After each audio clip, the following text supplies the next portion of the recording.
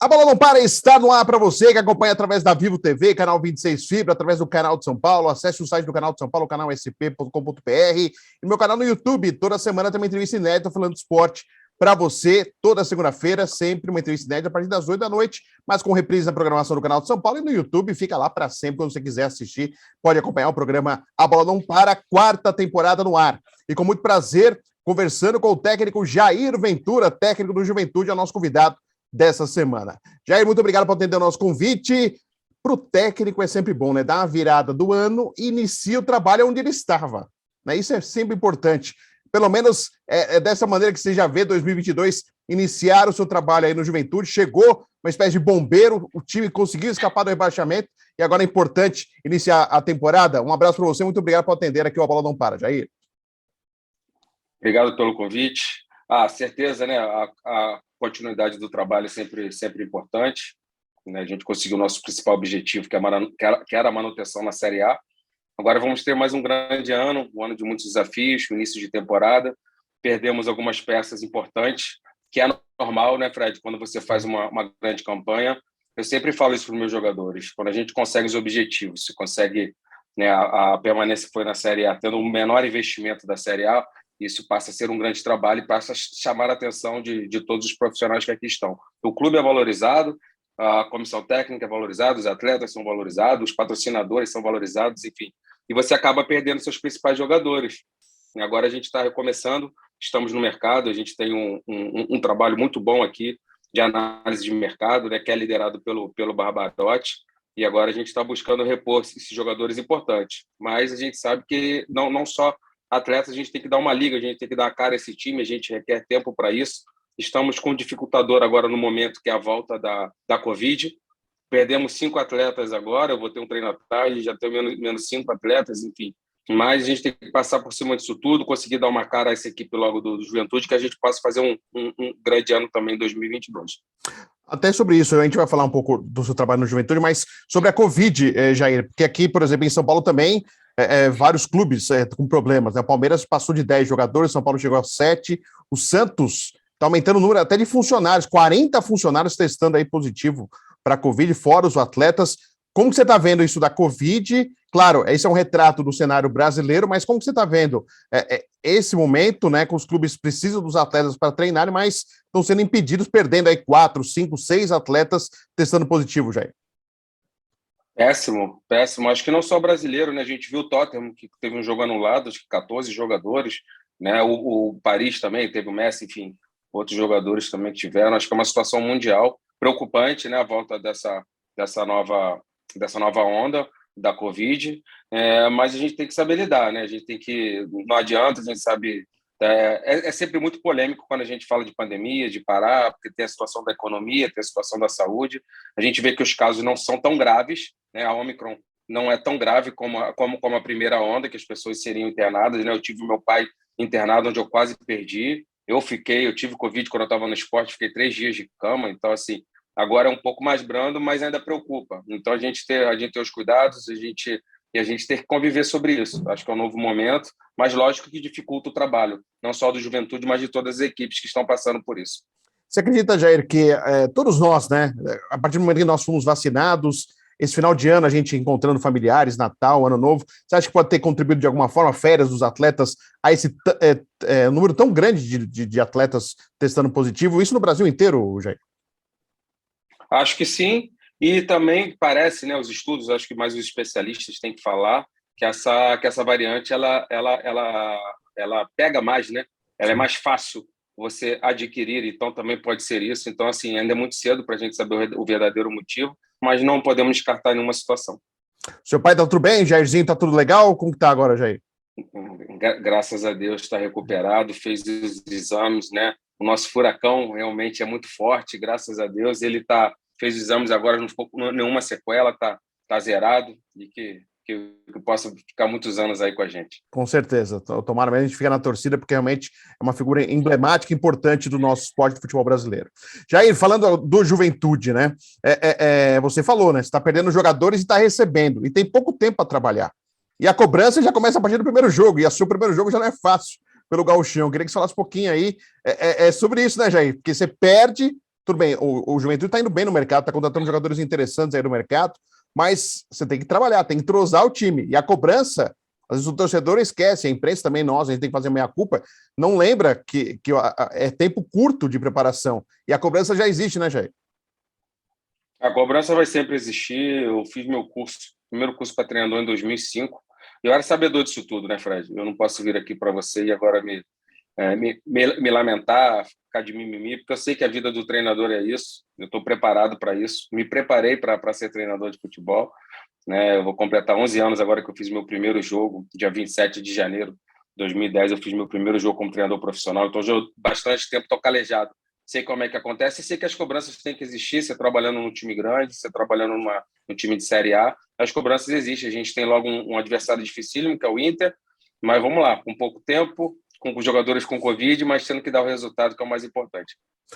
Jair, ainda sobre esse trabalho do Juventude, né? Os técnicos, né? Aliás, os jogadores fazem a preparação, as avaliações físicas e tal. O seu teste cardíaco já foi na última rodada do Brasileiro? Você já está liberado aí? Porque o Juventude escapou aí na última rodada, 16º colocado, acabou não pegando o Sul-Americano, mas o principal é se manter aí na Série A. Já foi seu teste cardíaco, Jair? Olha, eu ainda não fiz minha bateria de exames, mas tem que fazer, né, Fred? Claro. A gente, foi um jogo muito difícil, realmente, se enfrentar uma equipe, né, como o Corinthians, que estava na Libertadores, e praticamente todas as nossas vitórias foram sobre equipes que estavam na Libertadores. Então, todos jogos dificílimos, mas conseguimos o nosso objetivo, a gente conseguiu vencer. Mesmo com o empate, a gente conseguiria livrar, né, com 44 pontos, mas acabamos aí com 46, que deu um pouquinho mais de respiro, um pouquinho mais do coração sofrer, mas vou ter que refazer meus exames, com certeza. E fica a lição, qual lição que fica, Jair? Claro, você chegou já para socorrer aí o Juventude numa situação já difícil, mas aquele bolo ali final, né? Tinha Atlético Paranaense, São Paulo, Santos, o Atlético Goianiense, né? Em alguns momentos também Bahia, Grêmio, Sport, vocês, né? Esse bolo todo, você estava na chave ali, mas a chave, infelizmente, já há muito tempo já ficou uma situação ruim. Mas o que fica de lição para o próximo brasileiro? Porque o Juventude está voltando à Série A e é sempre difícil esse retorno de B para A, né? É uma dificuldade muito grande e os clubes sofrem bastante nesta volta à principal divisão do futebol brasileiro. O que fica de lição para a temporada 2022? É difícil. A lição ela tem uma situação que tem que ser feita, mas só que a gente tem uma coisa que nos impede, que é a situação financeira. Eu acho que um dos maiores cases de sucesso hoje no futebol brasileiro é o Flamengo, porque ele consegue manter todo ano os seus principais jogadores. Então, quando a gente não consegue manter, como a gente não conseguiu aqui, você parte praticamente de um início. E aí você pode trazer até jogadores, né, que podem ser melhor do que eles estavam, mas você tem que dar uma liga para esse time. Então, assim, parte sempre muito difícil. Você não consegue manter os seus principais jogadores, então você recomeça sempre o trabalho, e você, tendo menor investimento, você sai atrás dos seus demais concorrentes, que contratam jogadores, mais jogadores. Eu sempre bati na tecla que a equipe do Juventude era uma equipe boa, por isso que eu aceitei o desafio, mas um elenco enxuto. Um elenco enxuto porque a gente foi no último jogo contra o Corinthians, menos 4 jogadores. Né? Para quem tem um elenco enxuto, sofre mais. Né? Você faz falta. Então, assim, mas a gente sabe que essa realidade não pode mudar. Não vai conseguir mudar nesse ano, porque o Juventude está de maneira gradativa se recolocando na Série A. Então, esses investimentos não podem ser de maneira drástica. Nós temos o presidente Valtinho aqui, que é um cara muito pé no chão, ele já está fazendo obra aqui no nosso estádio, no Alfredo, para receber melhor os nossos adversários, para receber melhor a nossa torcida, que fez uma linda festa, né?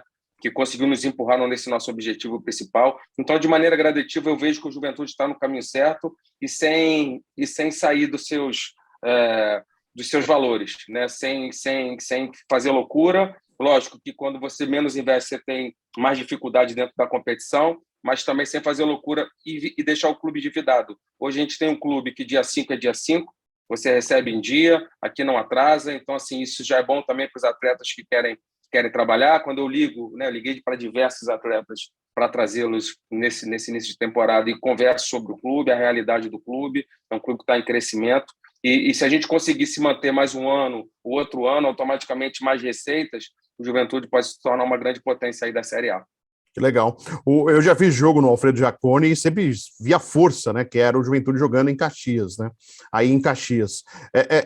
Isso também é um fator importante do que faltou, às vezes, em 2021, um time muito mais vencedor em casa, Jair. Você pretende aí retomar esse caminho em 2022?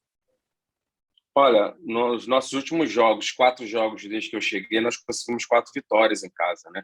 Então, assim, a gente tem que continuar essa força, mas automaticamente, no Campeonato Brasileiro inteiro de 21, a gente só conseguiu 2 vitórias fora de casa. Uma antes de eu chegar e uma depois que eu cheguei. Então, muito pouco, 2 vitórias fora de casa. A gente vai ter que continuar a nossa força, aproveitar que o torcedor que já estiver nos escutando para comparecer em peso desde o primeiro jogo, né? Porque não adianta você, vamos fazer a força máxima agora no jogo contra o Corinthians. A gente não pode deixar para os últimos jogos, que os primeiros 3 pontos são tão importantes quanto os últimos.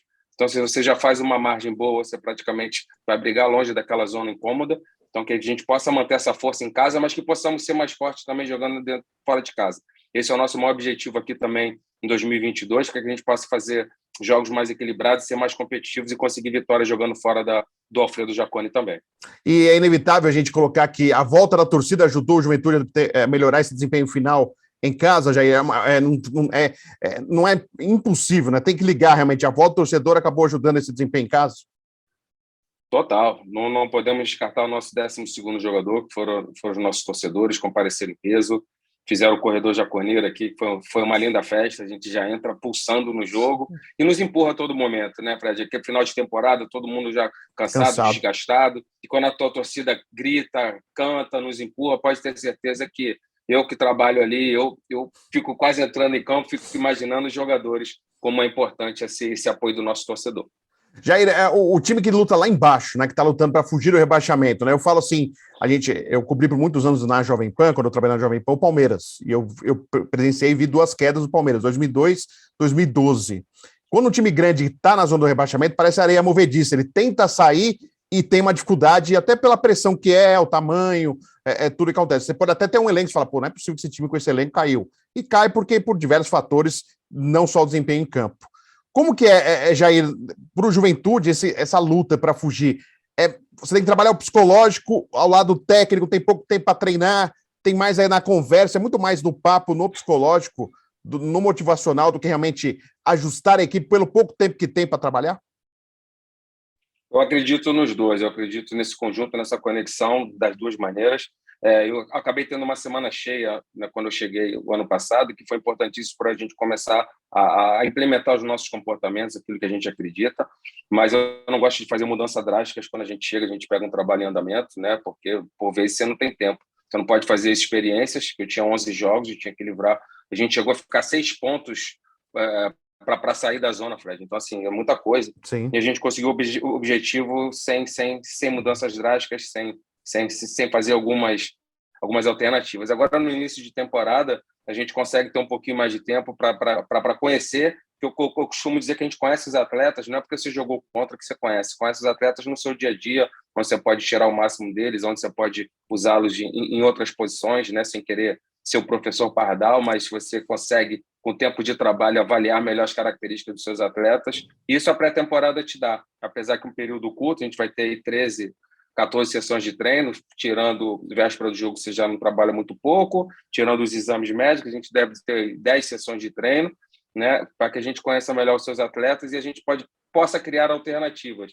Mas o nosso principal objetivo vai ser esse ainda, né? Vai ser a permanência na Série A, até pelo investimento que a gente tem, mas que a gente possa sofrer menos, né? Eu costumo dizer que a gente possa conseguir os nossos objetivos antes, como você bem falou, para que o nosso coração não sofra até a última rodada. Com certeza. Para o gauchão, Jair, você acha que dá para aproveitar esse, entre aspas, e respeitando, é óbvio, a história do Grêmio, mas esse mau momento do Grêmio, para o Juventude ser protagonista no gauchão? Você pensa nisso, você não pensa dessa maneira? E o que pretende o Juventude no Campeonato Gaúcho? Olha, eu não posso pensar nisso, que o Grêmio tem um orçamento 10 vezes maior que o nosso, né? A folha do Grêmio é 15 milhões, a nossa é 1,5 milhão.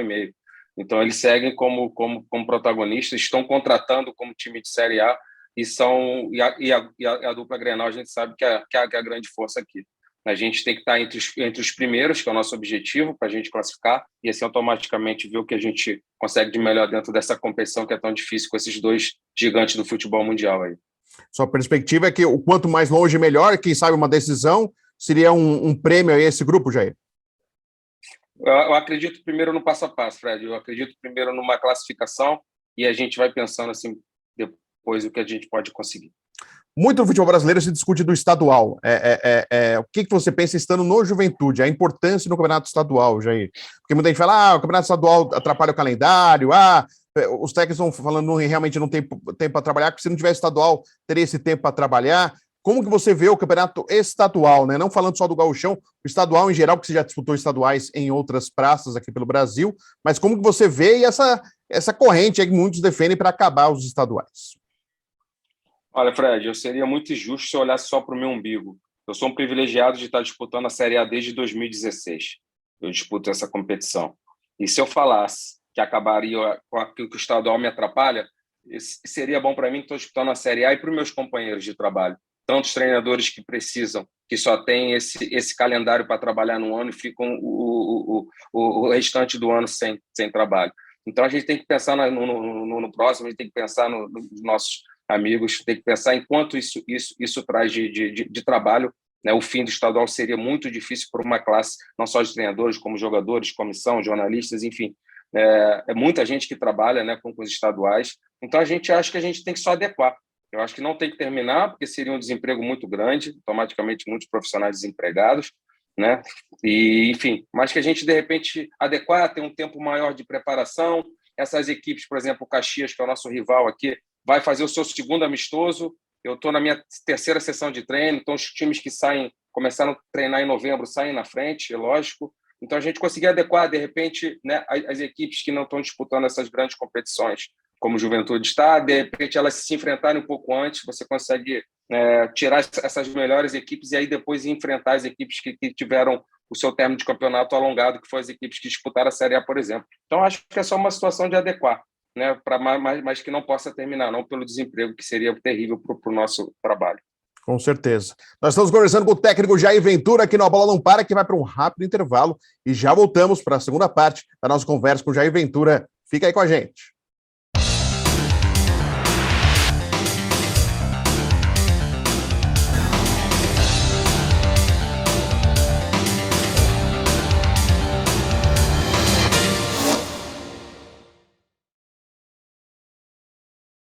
Estou aqui no Versa Brooklyn, Rua Senador Milton Campos, 175, ao lado do Piquet da Camargo Correia. Um dormitório, Piquet. Fala as metragens aí do um dormitório e a característica do pé direito duplo, é isso? É pé direito duplo alto, é isso? Como é? Explica pra gente aqui. Isso mesmo. São unidades de 31 a 37 metros, com pé direito duplo de 3,60. Ou seja, vai ficar lá nas alturas. Mais alto do que seria num prédio convencional. Vale a pena. Fechando o negócio, Piquet. Ganha um final de semana na pousada Flores do Lázaro, em Ubatuba, pé na areia. Vem pra cá.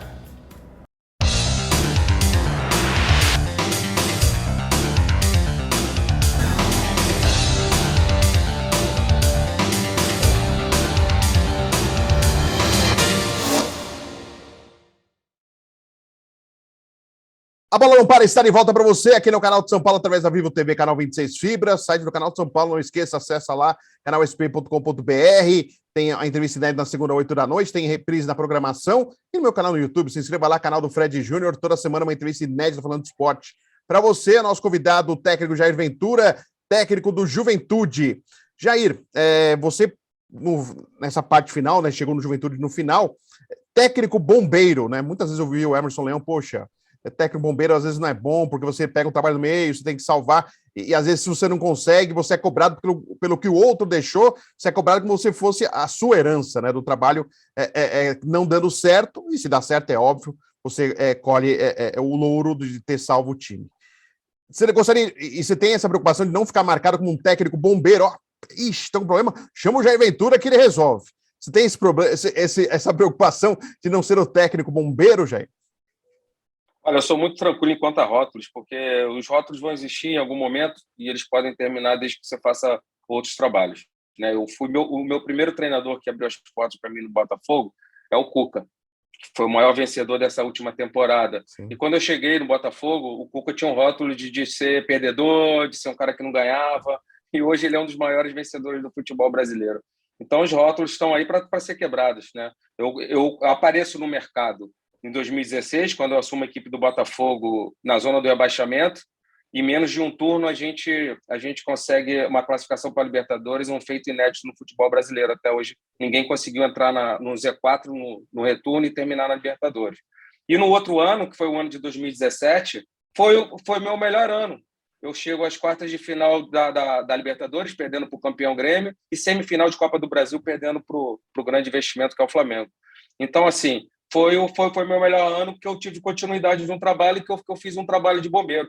Mas não fico triste, porque todos os clubes, em algum momento, vão precisar de um bombeiro. E fico feliz de 3 trabalhos que eu consegui, que eu cheguei numa situação de bombeiro e consegui livrar, que foi o Botafogo, foi o Sport em 2021, e foi 2020, 21, né, que pegou um pouquinho da temporada, e foi agora o Juventude, mais tranquilo. Eu penso em fazer um grande ano esse ano, né, que a gente possa passar desse cemitério que é o campeonato regional. A gente falou disso, do desemprego, mas falou também que é uma situação que é real. Né? Aconteceu isso comigo no esporte, né? A gente fez um trabalho fantástico. Eu tive um torcedor que tatuou meu corpo inteiro na perna dele, e com 30 dias certinho, Fred, eu fui demitido. Tive uma renovação de contrato, uma supervalorização, e o clube acabou me mandando embora numa oscilação dentro do Campeonato Pernambucano. Então, assim, espero que eu possa passar essa tempestade, que é o futebol, que é esse momento, né? Que é um time que está em formação, e que a gente possa fazer mais um grande ano. Você ainda fala com esse torcedor que tatuou o seu corpo, tatuou você, né, no corpo dele? Você conversa com ele, Jair? Ah, claro, a gente tem que tratar com carinho, né? Pô, você tem ideia do que é um torcedor? Ele não tatuou meu rosto, não, foi meu corpo inteiro, ele fechou a perna. Foi. Então, assim, eu sigo ele nas minhas redes sociais, a gente ainda se fala. E ontem, cara, chegou do meu lado, chegou uma carta para mim aqui no Juventude. Quando eu abri, era uma foto minha, cara, uma carta bem bacana. Depois você dá uma olhada lá no meu Instagram, que eu postei. Um torcedor agradecendo e tudo por que a gente fez. Então, assim, é muito mais que futebol, né, Fred? Claro. A gente não sabe quanto é uma paixão, a gente se envolve, e por isso que a gente se envolve muito, né, cara? Por isso que eu fiquei um ano aí sabático para descansar, que eu tô aqui em Caxias agora, tô sem a minha família, né? Eu me envolvo 1000% nos clubes que eu estou, né? Me dou o máximo, porque eu sei da responsabilidade que a gente tem e quanto a gente é responsável em trazer alegria, né? Esse país tão difícil de que a gente vive, e a gente poder, de alguma maneira, contribuir para a alegria desses torcedores que são apaixonados pelos seus clubes. E você citou, né, na resposta anterior, né, e é verdade, assim, porque os clubes falam, nossa prioridade é o brasileiro, a gente quer Libertadores no ano que vem, uma Sul-Americana, ou ficar na Série A. Copa do Brasil, avançar, porque agora a grana vale muito, né, não é só o lado técnico esportivo, mas a grana entrando, né, mas aí chega o estadual, a cobrança, esquece todo esse discurso, né, Jair? Então, essa é a grande preocupação também, né, você já entra no estadual e fala, ai, meu Deus do céu, lá vem esse estadual para cima de mim, né, Jair? Existe até treinadores que preferem não trabalhar esse primeiro semestre, né? Espero o Campeonato Brasileiro. Mas eu não fujo da minha responsabilidade, eu não fujo de grandes desafios, né? Eu sei como é que funciona. Eu estava falando com o meu vice-presidente, o Pioné, e aí a gente estava falando sobre metas, objetivos. Eu falei, não adianta. Eu já sei como é que funciona, eu já sei que eu convivo com pressão desde que eu nasci. Então, assim, eu estou no futebol antes de eu nascer, né? Então, eu já sei como é que funciona a pressão. Estou preparado para isso. Pode ter pressão, pode. A gente sabe que tem que ganhar, porque o futebol não tem retrovisor. O que a gente fez de lá já passou. Não tem memória, né, Jair? Uma nova história junto com o Juventude. Zero. Por isso que a gente tem que construir sempre uma nova história. Mas é bom que a gente, por isso que eu me preparo ainda mais. Por isso que eu falo que eu sou um treinador em formação e estou sempre buscando conhecimentos novos para ser um treinador melhor e uma pessoa melhor também a cada dia que passa. Com certeza. E é sempre importante essas mudanças aí que nós temos aí, até para avaliar posicionamentos, posturas, e é sempre bacana isso aí.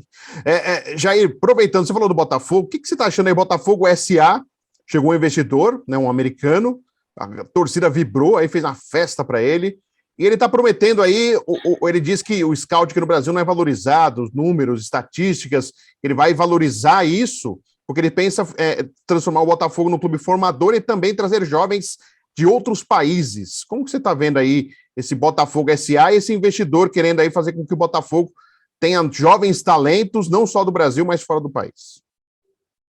Olha, o SA é muito novo ainda aqui, né? A gente tem um clube empresa que é uma realidade, que é o Bragantino, e a gente fica feliz porque tem o treinador do Bragantino, que é o treinador mais longevo da Série A. Então mostra que esse clube empresa realmente ajuda essa situação. A gente torce para que os clubes empresas possam dar certo, mas a gente não queria que isso estivesse acontecendo se os clubes estivessem equilibrados, né? Mas a gente sabe que o futebol é muito caro, que por muitas vezes, pela pressão, por tudo que acontece, acaba passando do ponto os investimentos. Mas eu torço que não só o Botafogo, como o Cruzeiro, todos esses clubes estão virando esse. Acho que o América também tinha uma chance, acho que a Chapecoense também tem uma chance de estar virando. Enfim, acho que é muito novo. É difícil opinar, sabe, Fred? Porque a gente não tem conhecimento. Então, assim, mas a gente torce, né? Eu, como carioca, torço para que possa ter um carinho pelo Botafogo. Trabalhei lá 10 anos. E torço para que ele possa se manter firme aí na Série A, voltar para o patamar que sempre foi, que é um gigante do futebol. E agora sobre técnicos, né, Jair? Como que você está vendo essa onda aí, um desprestígio total aos técnicos brasileiros, né? Os clubes só se fala em técnico estrangeiro. O Atlético Mineiro está com dificuldade de contratar, não conseguiu nenhum estrangeiro até agora e está voltando a falar em mais 2 estrangeiros. Claro, abriu-se o mercado para o técnico, tem o Abel Ferreira que está fazendo um belo trabalho no Palmeiras, mas já foi questionado e vaiado, já foi criticado. O Jorge Jesus, que virou o grande exemplo de 2019 no Flamengo, mas nós tivemos aí outros técnicos estrangeiros que vieram e não deram certo, mas a gente acaba focando aí a própria imprensa só nos que deram certo. Mas eu estou vendo assim, eu tenho conversado com outros treinadores no programa, até assustado, porque há técnicos de muita qualidade no Brasil, mas hoje até o torcedor que é o estrangeiro não fala do técnico brasileiro. Eu queria que você falasse um pouquinho sobre essa perda de prestígio, Jair. O que você avalia? Claro, isso é tese para simpósio, mas o que você avalia aí? Por que está acontecendo isso? É só a opinião pública? É só o torcedor?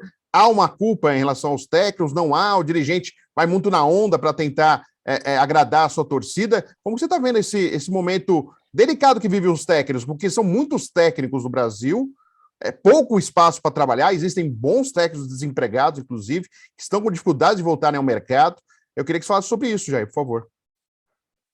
Olha, quando eu fui efetivado em 2016, se falava muito na onda dos jovens treinadores, sim, que todos os treinadores experientes não estavam ultrapassados. Nada.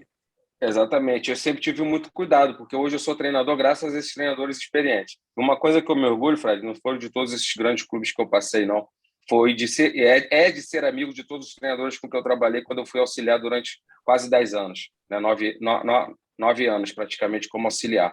Então, assim, eu acho que a gente tem que ter muito cuidado, porque quando se falava mal dos treinadores, era muito fácil para mim, vamos falar mal dos experientes para eu ser lançado no mercado definitivamente. Não, eu sempre fui um defensor dos treinadores experientes, porque a gente não pode botar tudo no mesmo pacote. Até porque mudou depois, né, Jair? Desculpa eu ter cortado você, até porque depois mudou, porque em 2014 os experientes não prestavam, já estavam desatualizados entre os jovens. Não, tira os jovens porque estão queimando, voltam os experientes, né? Até porque depois mudou a onda, né, Jair? Então seguindo meu raciocínio, o que eu acho? A gente não pode generalizar que todos os experientes estão ultrapassados. Claro. A gente não pode generalizar que todos os jovens estão prontos. E a gente não pode generalizar que todos os estrangeiros são bons. Então, existem os jovens bons, existem os estrangeiros bons, existem os experientes bons. Então, tem que ficar no mercado com aqueles que foram melhores. Acho que gera a ignorância. Eu achar que a cor de um passaporte ou a idade de uma pessoa te define como treinador bom ou não. Então, acho que tem que ficar os melhores independente de quando nasceu, independente de onde nasceu. Eu acho que tem que ficar os melhores no futebol, não só do Brasil, mas no futebol mundial. Mas como você vê essa onda agora, os clubes brasileiros procurando os estrangeiros? Não, é o momento deles. Eu acho que tivemos grandes treinadores que agregaram pra caramba aqui pra gente. O Jesus fez um grande trabalho, né? A gente não pode esquecer do Abel. A gente não pode esquecer também que ele vinha muito questionado antes da final, muito questionado, né? Praticamente já estava dando todo mundo fora se ele não ganhasse. E a gente ganha, e quando o treinador ganha, a gente consegue reverter, né? A gente rotulando ele como o jogo reativo, que o Abel jogava reativo. Quando o Abel ganhou a segunda Libertadores, ninguém falava mais que ele era reativo, era o campeão e é o grande Abel. Então, assim, é a nossa vida, cara. A gente saber conviver com críticas, a gente saber conviver sob pressão. Ele acabou saindo um pouquinho ali, né? Falando do vizinho dele, batendo na mesa. Então, assim, a gente sabe que a gente vive sobre muita pressão, mas eu acho que é normal. E volto a repetir. Eu acho que tem que ficar os melhores no mercado, independente de onde nasceu e que ano que nasceu. Você espera que o futebol também seja mais profissional, até para essa avaliação, Jair, de trabalhos de treinadores, porque às vezes é muito passional, né? A gente vê o dirigente pressionado, ele é um torcedor que se torna dirigente, e aí ele começa a sofrer uma enxurrada de críticas, pressões. Hoje a rede social aumentou muito essa parte, né, Jair? Para o bem e para o mal, né? A rede social chegou para o bem e para o mal, e em relação às críticas, eu acho até algo descabido, algo até fora do normal, algo que até não é aceitável. Você acha que o futebol tem que ser mais profissional, mais profissionais, conhecedores da bola, mas também tendo uma avaliação correta do trabalho, seria importante para essa melhora, inclusive, de trabalho, de condições, e para um trabalho mais longo no futebol? Todos nós que somos envolvidos no futebol queremos isso, mas a gente sabe que essa realidade está bem distante, praticamente uma utopia isso acontecer, porque, como você bem falou, a gente trabalha sobre paixão, e quando você tem paixão, você não tem razão. Então, isso vai ser difícil de mudar, mas, lógico, eu acho que todo mundo tem que se qualificar. A gente fala muito que os treinadores têm que se qualificar, mas eu vejo que todos nós temos que se qualificar, todos que trabalham no mercado do futebol, né? Não só os jogadores, não só os treinadores, como dirigentes, enfim, como todos nós. Então, assim, acho que o ganho é geral se todos nós se qualificarmos, buscarmos, né, aprendizado ainda mais, para que a gente possa ter um futebol melhor como um todo. Mas a gente sabe que essa paixão, isso vai ser muito difícil de mudar, Fred. Jair, só aproveitando, você falou de futebol reativo, ofensivo, tem muito isso, né? Se fala dos números, dos esquemas táticos, né? E, na verdade, o técnico muito mais monta uma equipe pelo que ele tem à disposição. Às vezes você até gostaria de fazer um time ofensivo, mas às vezes você não tem peças para fazer isso. Ou pelo contrário, preciso melhorar minha defesa, mas estou com uma dificuldade aqui, deixa eu puxar um lateral, deixa eu puxar um volante, e você o popular fechar a casinha. Queria que você falasse um pouquinho sobre isso, né? Sobre também rótulos, né? Esse treinador é reativo, esse é ofensivo. Mas, na verdade, não é porque você gostaria de ser defensivo ou ofensivo. Na verdade, você trabalha com o que tem, e aí tem que fazer de uma forma para que você tenha resultado. Pode ser ganhando de 1-0 ou goleando um adversário. Queria que você falasse um pouquinho sobre isso, Jair. Olha, existem diversas maneiras de trabalhar. Eu acredito na diversidade.